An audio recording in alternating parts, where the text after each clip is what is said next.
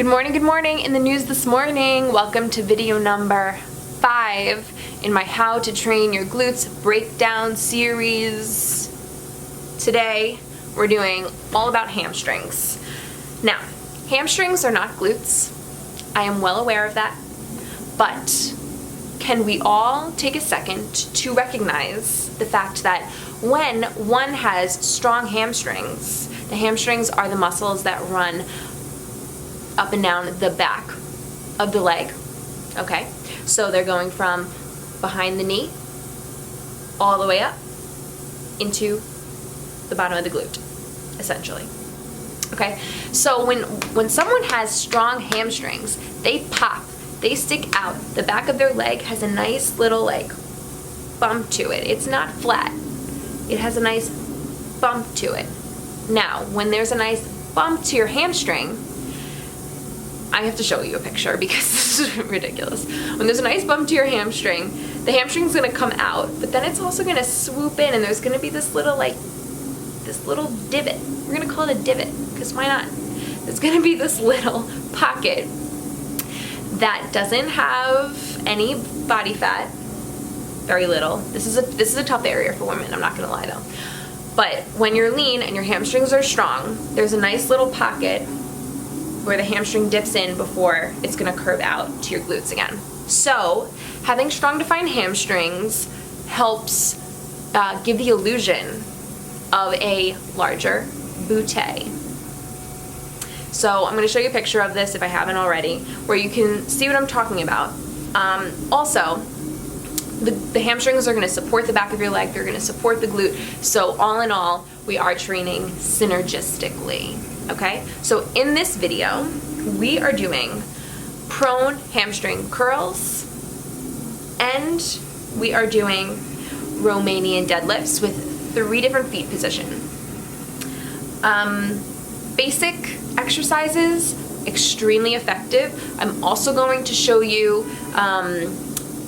the way that you can do partial movements in your Romanian deadlifts. Romanian deadlifts are tricky because sometimes the lower back likes to fight for attention and take over, as it does because it's an attention whore. But if you can really focus the mind-muscle connection, low weight, really get the form so that your hips pull back. You're going to see me do this exercise and I'll explain it. But if you can focus on relaxing your lower back, reaching your hips back instead of just thinking face plant down, you're gonna get a really deep stretch in your hamstrings, and it's going to give you a lot of space to stretch the hamstrings and the glutes versus the lower back. So that might not make a lot of sense to you right now if you don't know the exercise I'm referring to, but don't you worry, I will have plenty of video commentary for you coming at you. So we are starting off with the ever popular prone hamstring curl. I prefer this one to the seated hamstring curl. Just able to connect to my hamstrings better. I have more control. I feel like I fit into the machine better. Anyway, so to start off, this is the first set I'm doing of the day, so I am taking my time and letting my glutes warm up, my hamstrings warm up, by getting a good 2-second contraction up there at the top. You can see I'm doing a strong pause and then relaxing.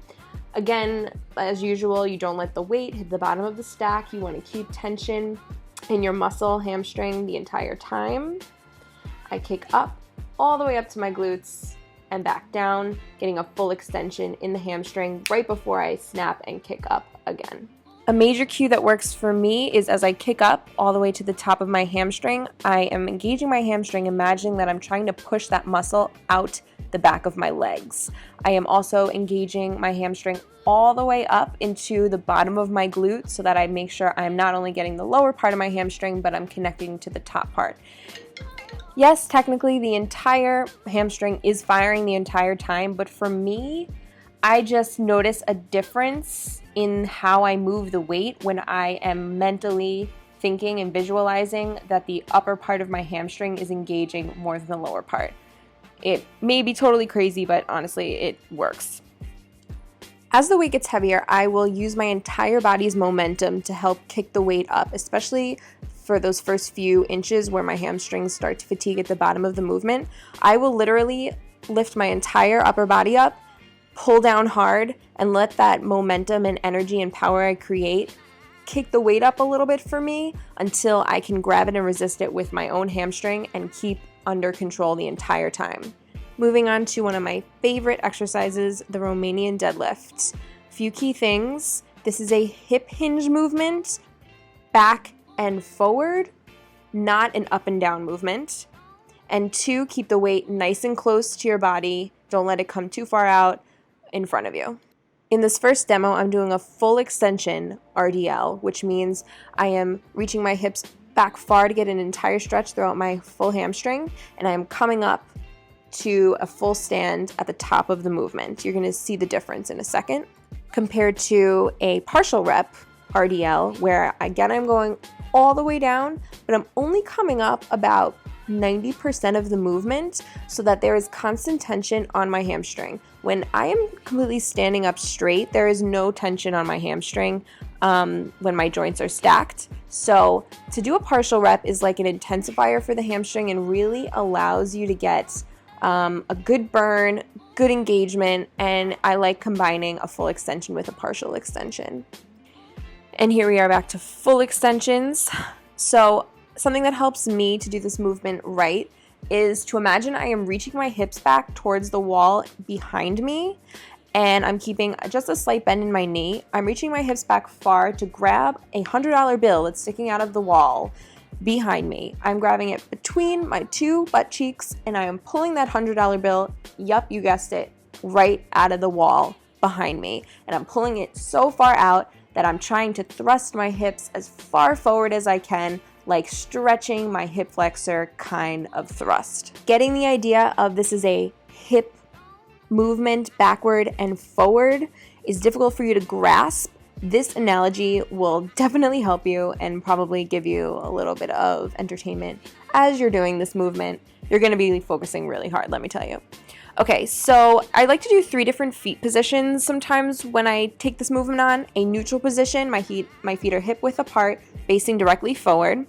Then I will do a set where my feet are in a sumo position, wider than hips, toes slightly pointed out. I feel this gets a deeper stretch in the outside of my hamstrings. Go back to the photo of the musculoskeletal photo of the hamstring. You can see that there are 3 heads, 3 different parts of the hamstring. So this particular movement, I feel, works the most outer head of the hamstring. Then I'm going to come right in, bring my feet right next to each other, and do my last set in this position. I do about 8 to 10 reps of each of these positions back to back to back. So it's about 30 reps within one set. It is intense, guys, but it is awesome. All right, and lastly, totally forgot I am doing good mornings in this video, but hey, why not throw them in there? Good mornings are traditionally like a lower back, posterior, musculoskeletal movement. I like them a lot because they're challenging. I feel like my lower back to my glutes to my hamstrings are getting worked, and I like that part of my body, not gonna lie. This is a really good strengthening movement. People who have low back pain, this movement can definitely help. It's not a movement that's generally done. I think it's honestly just underrated. If you notice, this movement looks really similar to the RDL, except the weight is in a different position. It's on top of my back, like where I would hold a barbell for a squat, but the movement is really similar. I'm reaching my hips back. I can imagine grabbing that $100 bill, or maybe, hey, I'm going for a $1,000 bill. Why not? I don't even know if $1,000 bills exist, but we're just gonna dream big. You're gonna grab that bill out of the wall and pull it out, pull it forward, thrust your hips forward, nice glute squeeze right there. Keeping the core tight, keeping your back flat. Okay, so you can see how where the weight is now located, the force is different, so there's more pressure on the back, and it's gonna feel a lot different than the RDL. The hamstrings do get stretched, but I would say they're not as intensely worked as in the Romanian deadlift that I showed you guys before. Breathe in on the way down, exhale on the way up, and connect your body to your breath. All right, that's all I got for this How to Train Your Glutes series featuring the hamstrings and the lower back. I hope you guys got something out of this video, and comment below with what you tried and what new cues and analogies and weird tips that may have helped you during this video. If you have any suggestions or comments on other glute focused exercises that you'd like me to make a video and break down some different things that I use to really engage my mind to my muscle and get the best bang for my buck, please comment that down below. And if you're not already subscribed, take these 2 seconds now to hit the subscribe button so that you will never waste another workout in the gym again. Have an amazing, amazing day. Bye.